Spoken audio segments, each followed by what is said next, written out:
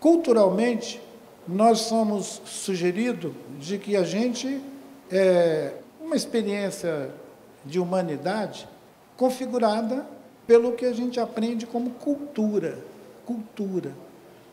E estabelece uma divisão entre cultura e natureza. As plantas habitam essa natureza. As plantas vêm de um lugar remoto, a natureza. E nós, os humanos, produzimos cultura. Essa ideia de que a gente produz cultura, separado da natureza, ela pode estar na base do estigma que considera que algumas plantas são malditas e que outras são muito bem-vindas. Vocês já pensaram alguém proibir o cultivo de trigo? E se a gente difamar o trigo? Difamar o trigo.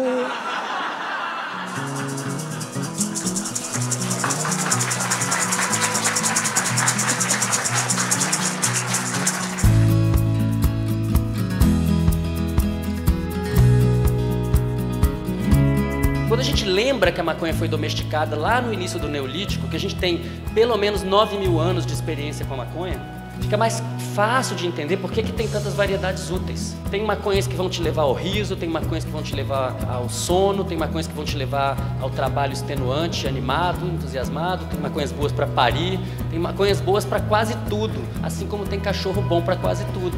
A proibição da maconha é um desrespeito a inúmeras gerações de ancestrais que realizaram esse trabalho, que nos deram de presente, falaram, tá aqui, ó.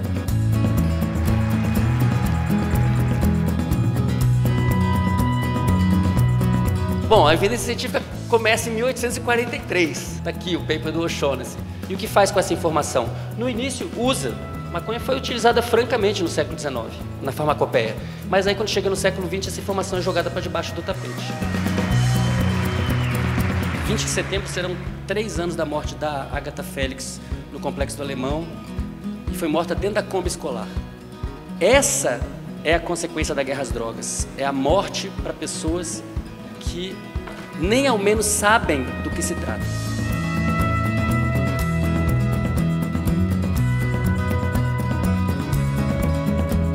A cannabis é uma revolução na medicina para muitas áreas diferentes, mas no caso da oncologia é uma revolução muito profunda. Aí quando se combina a radioterapia com os canabinoides, o tumor praticamente não cresce. Para muitos tipos de dor, a maconha pode ser quase que a única saída. O que aconteceu nos últimos 20 anos é que os canabinoides entraram pela porta da frente da biologia e, portanto, entraram pela porta da frente da medicina.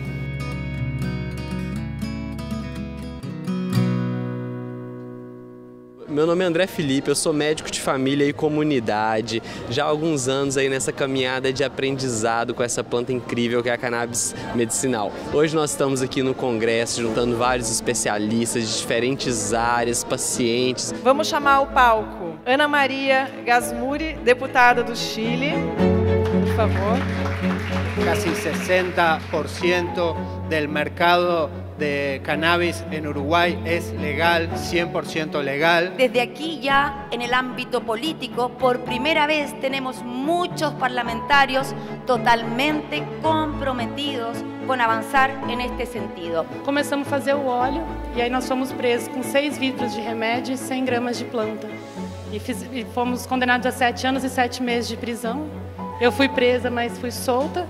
E aí Márcio ficou, está até hoje preso. Eu cheguei até hoje porque ontem eu estava visitando ele. Uma planta que Deus criou, foi proibida pelo homem de uma maneira que não, dentro do meu ser não compreendo, porque Deus deu livre-arbítrio para o homem e o homem proibiu uma planta que alivia a dor e o sofrimento do próximo. Eu acho que eles pensavam que ia chegar a encontrar uma boca, uma biqueira, ou sei lá, o que eles pensavam que ia encontrar lá dentro de casa, né? E tava eu e o Samuel. E o policial chegou bravo, falou assim, olha, eu quero seu celular, tem maconha aí dentro da sua casa. Eu vou falar uma coisa, eu sou uma ativista a favor da cannabis. Eu não tenho medo da polícia. Eu não tenho... contrário, eu me orgulho de ter pé de maconha no meu quintal. Eu acho que todo mundo devia ter. Eu sou a professora Mayara de Queiroz, sou de Salvador, sou da Secretaria Estadual de Saúde da Bahia. Estou muito feliz de estar nesse evento, falando um pouco de tradicionalidade. E na Farmacopeia Brasileira, primeira edição, que é uma das farmacopeias que continha o maior número de plantas nativas, né, em torno de 200 plantas nativas brasileiras, você tem aí formulações, né, à base de cannabis com suas indicações. Então, cannabis sativa, cannabis índica, solução, gotas, preparos para tosse, para asma, para catarro. Analgésico, anti-inflamatório, embora o CB1 também tenha. Então, hoje você tem um sistema endocannabinoide, quer dizer, tem um sistema colinérgico, dopaminérgico, você tem um sistema que está produzindo a substância que ativa esse receptor. Eu não preciso fumar maconha, eu estou produzindo substância que estimula esse receptor e isso tem um processo de neurotransmissão. A gente se afastou desse conhecimento, dessa utilidade, dessa funcionalidade e agora a gente está vivendo esse tempo de desconstruir essa narrativa proibicionista, que é uma coisa que predominou nos últimos 100 anos, né? Para a gente mudar essas cabeças, fazer essa revolução de mentes, a gente precisa dos encontros. A capoeira foi proibida muito mais tempo do que a maconha. Ela foi proibida de 1890 até 1937. A maconha só vem ser proibida em 1926. E um dos motivos que eu fui chamado aqui é para fazer esse paralelo de como que os hábitos dos negros, dos pretos, dos indígenas é colocado em questionamento, é marginalizado. E os costumes das pessoas escravizadas, na sua grande maioria, estavam inclusos o samba, a capoeira, as religiões de matriz africana e o, não por todos, mas por diversos, o uso da maconha ou do pango ou do fumo de Angola, como era conhecido. Eu venho já de um histórico de muitos problemas psicológicos relacionados à ansiedade, depressão, relacionados à fobia social, e eu venho tratando isso desde os 12 anos de idade. Hoje eu tenho 27 anos, né? E depois de tentar de tudo, chegar a tomar 6 medicamentos em paralelo, eu comecei a fazer o uso da cannabis medicinal, inclusive por indicação da minha mãe, né, que fez o curso do Pariticão, e falou, olha, talvez isso possa te ajudar. A maioria dos pacientes hoje que nos buscam são pacientes refratários à medicina tradicional, às terapias tradicionais, tá? Será que é necessário o paciente esgotar todas as alternativas terapêuticas para ter acesso a cannabis? Eu não sei se você reparou essa história da cannabis no tempo que a gente colocou aqui, e aí a gente deixou ali um espaço, o futuro da cannabis medicinal depende da sua luta. O que eu sonho para o futuro é que as crianças nas escolas já comecem a aprender sobre o sistema fisiológico endocannabinoide, sobre a planta cannabis e todas as plantas medicinais. Desmistificar isso, a gente conhecer e deixar que essas plantas e a ancestralidade delas nos ensinem o que a gente precisa aprender. E hoje eu fui descobrindo ontem, através do Jean, que não é a droga, ela é um medicamento, é medicina, é uma erva, é uma planta. Porque lá atrás eu só olhava para ela, porque a própria mídia só passa pra gente que ela é droga.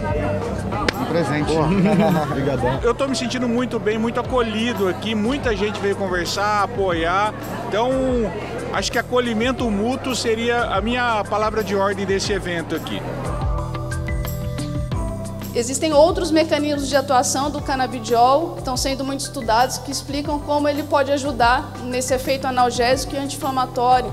É mais prudente você começar com um extrato que tem o CBD como canabinoide dominante. A cannabis surge como uma ferramenta que eu começo a usar a partir de 2018. Os médicos prescrevem, chega no dispensário a receita e o paciente leva então o medicamento gratuitamente. Que regula a inflamação, que regula diversos comportamentos, né, a adesão social, né, em relação à ocitocina, a dopamina, a serotonina, a acetilcolina. Falando especificamente um pouco de alguns canabinoides, assim, eu acho que o grosso do que se prescreve para autismo hoje em dia tem a ver com THC E do ponto de vista clínico, a gente vê que a cannabis tem um efeito antidepressivo. Aplicando a proteína viral e o LPS, a gente tem aumento de citocinas pró-inflamatórias. Agora que começaram as grandes pesquisas, muitas coisas vão ser descobertas.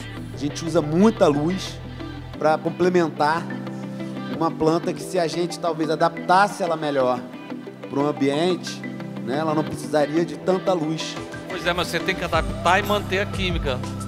Né? Como eu falei, Exatamente. Como é uma expressão fenotípica, isso varia muito, né? Então você trazer para uma condição de menos luz, você pode produzir coisas completamente diferentes.